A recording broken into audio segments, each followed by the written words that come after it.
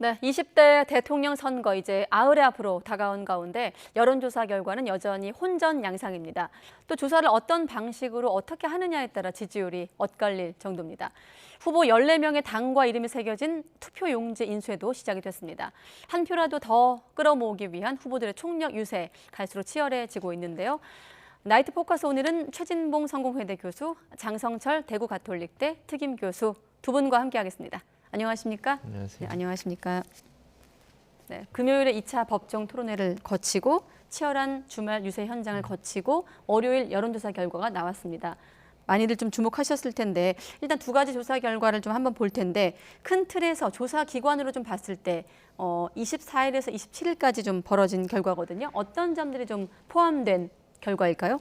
일단 뭐 이번 여론조사 결과는 단일화 이슈가 일정 부분 좀 영향을 미쳤을 가능성이 있고요. 그다음에 토론에도 영향을 미쳤을 가능성이 있다고 보여집니다.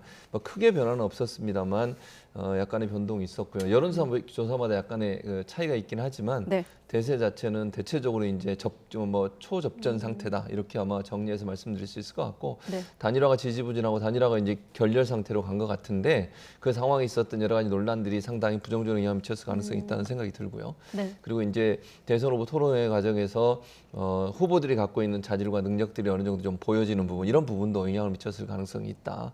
그래서 그런 차원에서 본다고 하면 이제 뭐 이 보수 진보가 결집을 완전히 한 걸로 보여지고요.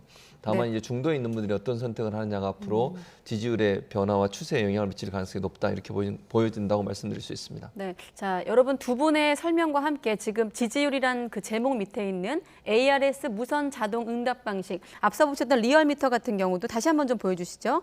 네, 무선 전화 면접, 무선 유선 이렇게 뭐 자동 응답 혼용 이렇게 되어 있는데 오늘은 좀 조사 방식에 조금 더 눈여겨서 두 분의 해설을 좀 보시고요. 일단 큰 틀에서 여론조사 결과 장 교수님 설명 듣겠습니다. 기본적으로 리얼미터 여론조사나 KSY 여론조사 네. 앞에서 최진봉 교수님께서 말씀해 주셨던 단일화랑 TV 토론 변수는 있었던 것 같고요.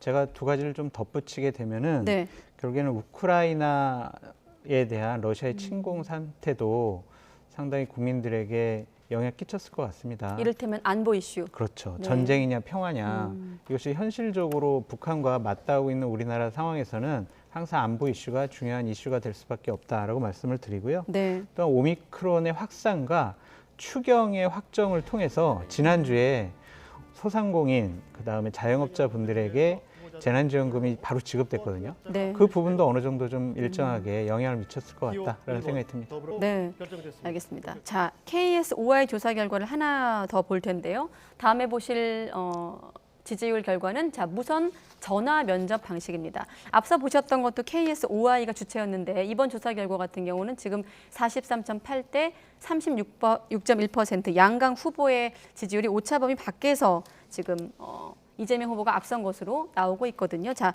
조사 방식에 따라서 이렇게 좀 조사 결과가 많이 다른 이유 어디에 있다고 보십니까? 설명 좀 해주시죠. 네, ARS 같은 경우는 이제 전화로 자동 응답 방식으로 하는 거잖아요. 그러니까 중간에 언제든지 끊을 수가 있어요. 물론 이제 뭐 전화 면접도 끊을 수는 있지만 사람이 직접 전화를 해서 직접 면접원이 대화를 하다 보니까 쉽게 끊기가 좀 어려움이 있죠. 아무래도 그게 좀 전화 면접? 네, 전화 면접 같은 경우 상대방을 배려해야 되는 상황도 있을 것 같고요.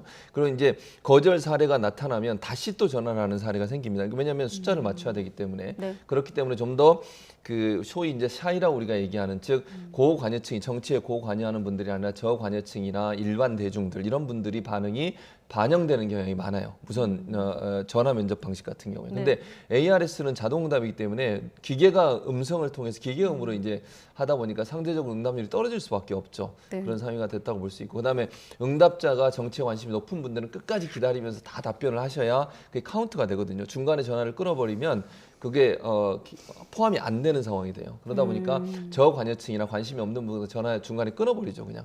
그리고 이제 그래서 아마 이제 일반적으로 말씀드리면 전화 면접 조사 같은 경우에 고관여층이나 저관여층이나 일반인들 이분들의 의사가 많이 반영된다고 볼 수 있고 중도층의 의사가 많이 반영된다고 볼 수 있을 것 같고 고관여층은 정치에 좀 더 관심을 많이 갖고 있는 분들 또 지지자가 명확하신 분들 이런 분들의 반영이 된다고 볼 수 있을 것 같아서 이거 지금 두 가지 차이를 아까 보여주셨는데 네. 전화면접 조사 같은 경우에는 소위 샤이라고 얘기하는 정치에 관여도가 낮은 분들도 적극적으로 반영될 수 있는 그런 분들의 의사가 반영될 수 있기 때문에 중도층이나 정치에 관심이 좀 많지 않은 분들의 의사도 반영된 결과다 이렇게 볼 수 있을 것 같습니다. 네, 교수님도 좀 설명을 해주시죠. 사실 기본- 이거 네. 보시면서 시청자분들도 아 그게 전화 면접이었구나, 아 그게 ARS구나 생각하실 것 같아요.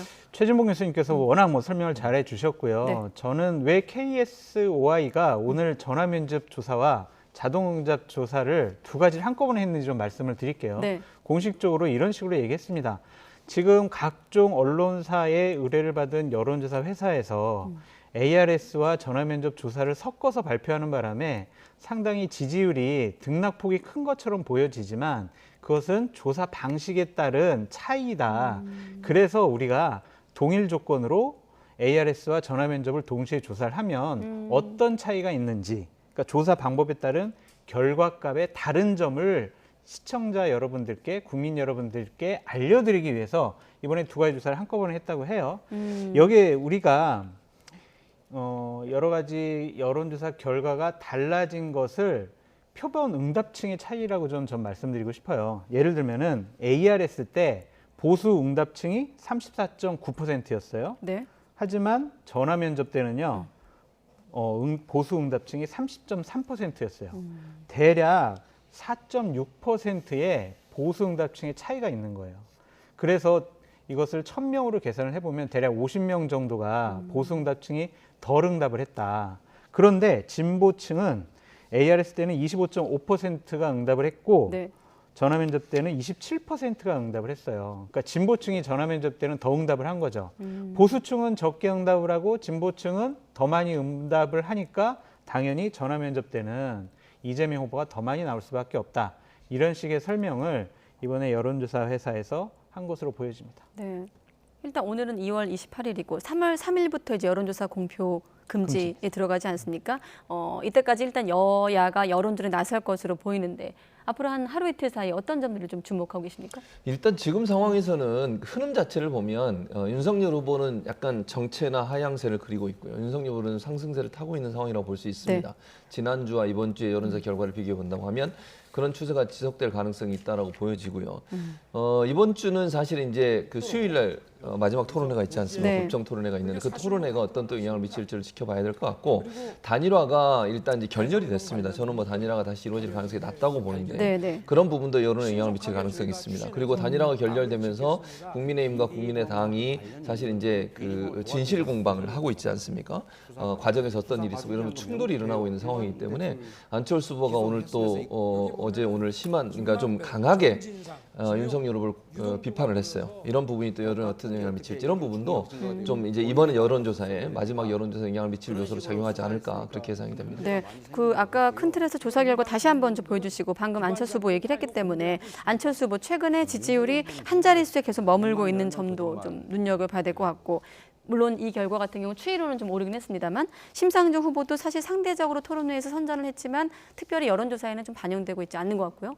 그렇죠. 그러니까 두 분 사이는 심상정, 안철수 후보는 대통령에 당선되기가 어렵다라는 것 때문에 결국엔 많은 국민들께서 이재명, 윤석열 이 양강의 결집 현상이 나타난다고 볼 수가 있다라고 말씀을 드리고 싶습니다. 앞으로 여론조사 향방은 저는 대략 세 가지로 봐요. 각 후보들이 실언 실수하지 않느냐라는 것, 오만하고 교만한 모습 보이지 않느냐라는 것, 그리고 남은 8일 동안만이라도 네. 내가 대한민국을 이끌어 나갈 대통령감이다라는 것을 국민들께 보여드려야 된다라는 생각이 듭니다. 아까 이제 3월 3일부터 여론조사가 공표된다고 했는데 네. 그것은 아니고요.